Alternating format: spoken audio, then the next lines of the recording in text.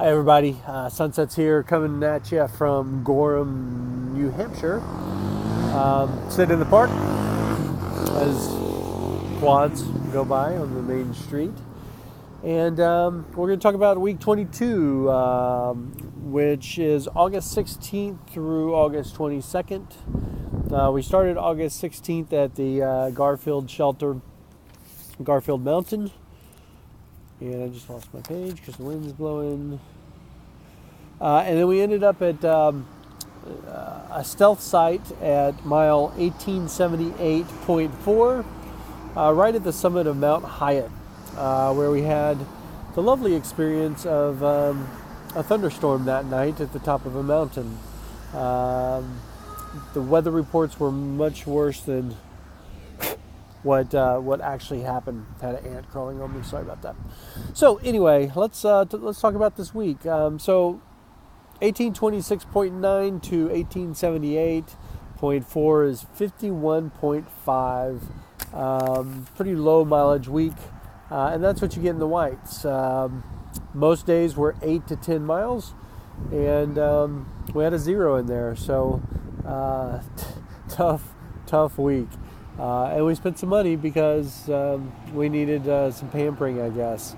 So let's break it down. We had $94 worth of accommodation costs. That included a $10 stay at one of the AMC tent sites. We stayed at the Yellow Deli branch in, oh man, I can't even think. I don't know. The second place they have a site in New Hampshire, and then we spent a night at the barn, which is here in Gorham, and highly recommend the barn. Paul is a great guy, and it's one of those places that you just kind of have to experience. It's pretty cool. He doesn't have bunk beds; they're full beds, kind of spread out in a hayloft of a barn. We spent $237 in town food. No additional commentary necessary on that. Our resupply is getting a little bit more expensive, $118. Shuttle fees. So we had some shuttle fees this time. Because of timing issues, at the Yellow Deli, we took a $50 taxi from the trailhead. We got to the trailhead like at 10 a.m. and the Yellow Deli won't pick up until 6 p.m.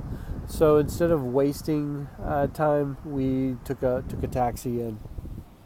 And then $20, and that was going from Pinkham Notch to the barn, which there are two trailheads where Paul will pick you up for free. We went to one that was not free. We spent $10 in postage. We sent some stuff back. $4 for laundry. $55 for gear. That $55 was my brand new pair of La Sportiva Wildcats. Only $55 because we had a 50-something incentive or whatever they call it from REI. It was our dividend check. That's what it is. So we had a dividend from REI, so that really helped the cost of those things. They're about $110 otherwise. So 51.5 miles for the week. We spent $593. Here we go. $11.51 per mile. And that breaks down to $5.76 per mile per person, bringing us to a grand total for the trip thus far, with 312 miles left, something like that, $10,250 for the trip, over 1,878 miles. So $5.48 per mile broken down per person. That would be $2.74. So my shoes, I'm so excited. So my first pair of shoes lasted till Duncannon, and that was 1,147 miles. And then plus, probably 50 miles in training and 9 miles for the approach trail. So I had 1,200 miles on those things. My second pair actually could have gone further. I had them for 723 miles, but we're doing the whites, and the wildcats were coming up, and people were kind of scaring us at how difficult the wildcats are. And so I wanted some grip. The grip was on the old ones were starting to. I was slipping a lot, and man, I'm glad I replaced them because I've been slipping downhill quite a bit. So this pair should last till the end of the trip. So I'm pretty pumped. Wildcat, La Sportiva Wildcats, can't say enough about them. I think they'll be the shoe I wear after the trail anytime I want to wear tennis shoes. They're comfortable for me, and I know they don't fit everybody, but they fit great on my feet, and I am thrilled with my choice of footwear for this trip. Milestones. We knocked out 12 4,000 footers in New Hampshire. That's pretty cool. There's a total of 48, I believe. We've knocked out 12 of them. People spend years and years trying to walk down the 4,000 footers, and we naturally did it by hiking the AT. We could have gotten a whole lot more if we would have taken some blue blazes and done an extra 0.3, 0.5 off trail, but to be honest, we were just trying to get the hell out of the whites. They're hard. But, we were up to the task, and we knocked them out slowly but surely. So, here's some questions. Who's Your Mama asks, have we ever used the Sea2Summit Backpack for slack packing? Yes, that's what we brought it for. It's perfect. It really holds, I think it's 15 liters worth of stuff, which is plenty for a couple water bottles, food, and a water filter for slack packing purposes. We also use it in town, so we can leave our big backpacks at a hostel or a hotel and still have bring stuff with us. So Sea2Summit, the thing is super light and super thin.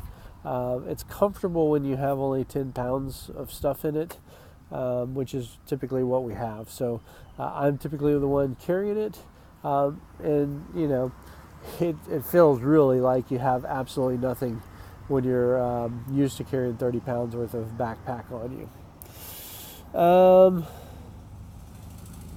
Okay, Who's Your Mama also asks about the sleeves for Chica's outerwear, and Chica had also talked about having a long sleeve smart wool shirt. She has both. The sleeves are like compression sleeves for cyclists that cyclists use. She uses those on a cool day. She is a cold temperatured person, and when I'm, wearing a short sleeve shirt and it's 70, she's cold. So she'll wear those on days where it's not cold but cool. And then she loves them because she can just take them right off and stick them in her side pocket in her backpack, and it's perfect. So she has both. She has compression sleeves, and she has a long sleeve smart wool shirt. Barb H wants to know if there's certain towns that are better for mail drops, or if it's best to resupply on the fly. We have primarily done resupply on the fly unless someone has wanted to send us a package. And then it's always hard to manage. It really is tough. And I would suggest at least the first half, just buy your stuff in trail towns. In the south, it's really inexpensive. They're used to a ton of hikers coming through, and it's priced for hikers. As you get past, let's say, New Jersey, prices change significantly very, very quick. So you might want to send some packages forward after that. We met a guy who had a pretty good solution to it, and he would order off Walmart.com. He liked that better than Amazon because on Amazon you're mostly buying in bulk. Walmart you can get smaller packaging, and with a $30 order you're getting free shipping, and the price is right. So if you don't hate Walmart too much, that Walmart.com might be a solution. Once again, you do have to commit yourself to going into a certain town by a certain date, but usually a hostel or someone receiving the package will hold it for up to 2 weeks. So it's not that big of a deal. All right, so that's the update for this week. Hope you enjoyed it.